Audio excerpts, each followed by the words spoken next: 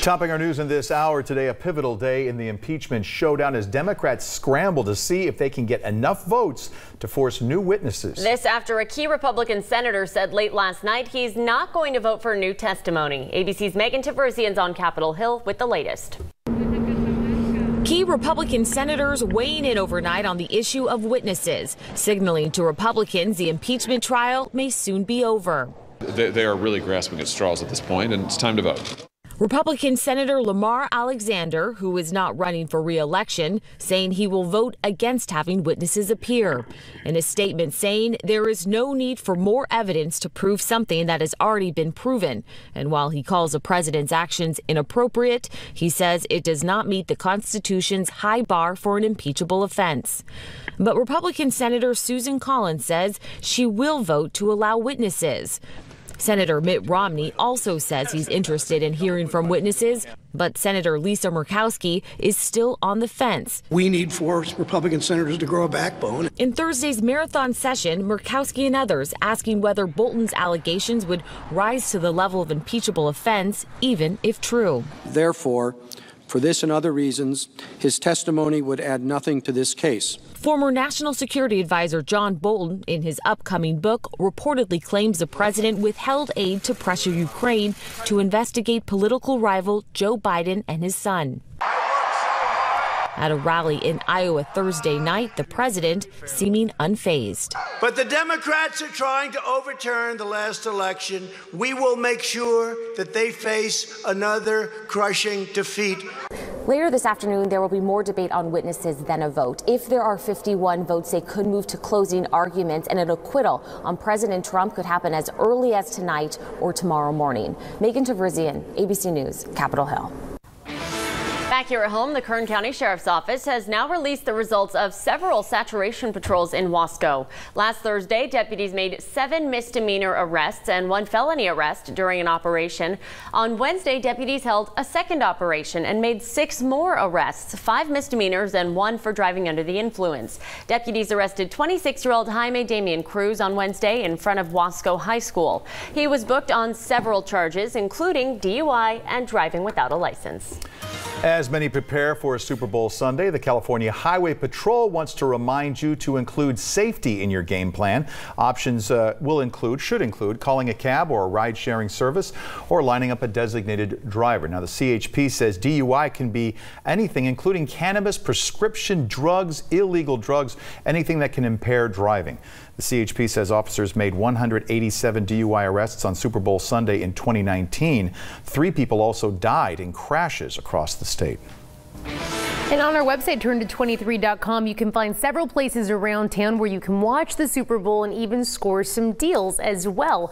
We have Eureka. They have non-rotating draft beer and a 9 count of wings for only $10. 1933 is going to be having a party as well. They're having happy hour and drink and food specials all day throughout the game. Red Zone, at both locations, you can get several deals: $18 buckets, $2.99 nachos. The Petroleum Club is going to be having their all-you-can-eat party buffet like they do every year. And we also have this on our 23 ABC Facebook page. This is pinned to the top of our page. You can go ahead and leave us a comment. Let us know where you're spending the Super Bowl, where you're going to be watching the Super Bowl. In education news, Kern High School District officials continued discussions with the community on Thursday night about student behavior and school climate. Last night's forum included samples of student discipline and referral data, current school climate survey results, and practices related to positive behavior interventions and supports. 6 years ago, the Kern High School District was sued to end discriminatory discipline practices that targeted Black and Hispanic students. The district is required to have 2 community forums every year.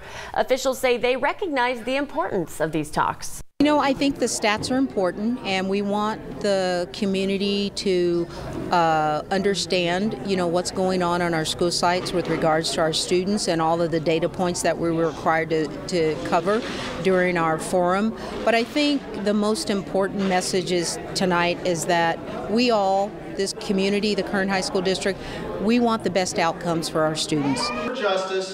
The Kern Education Justice Collaborative, which held a march for educational justice ahead of the forum, says the district has made strides in recent years to help increase educational success of minority students, but more still needs to be done.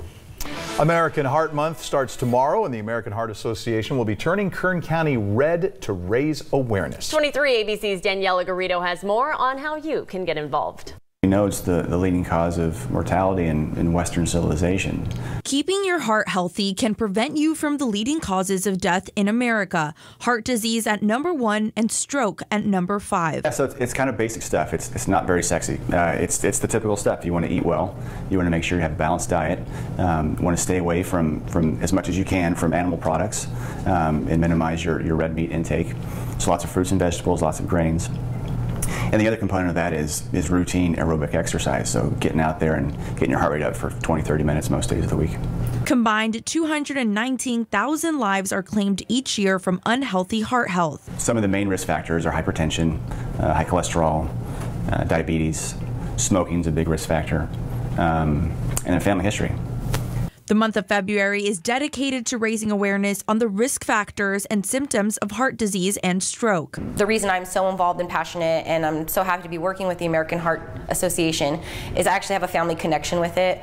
My dad suffered from heart disease at a really young age, so it kind of was an enlightening experience. For Frenchie Valenzuela, that experience meant adjusting her lifestyle. He changed his eating habits, so a lot of our favorite Mexican dishes that we were used to eating, fried tacos, tortillas, all that stuff was kind of out the window. So he really has done a 180 in his lifestyle, and it was really motivating for us as a family to see him go through that. According to the American Heart Association, to treat, beat, and prevent heart disease, women and men should understand family health history and know their numbers. One thing we want to be proactive with is primary care, so primary prevention.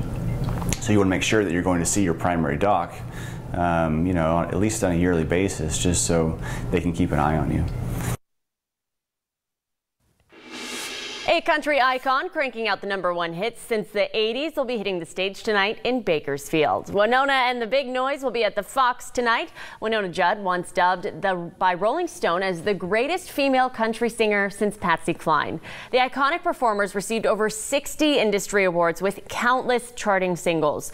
Wynonna and the Big Noise will hit the stage at 8 p.m. You can get tickets at the box office or online starting at just $39.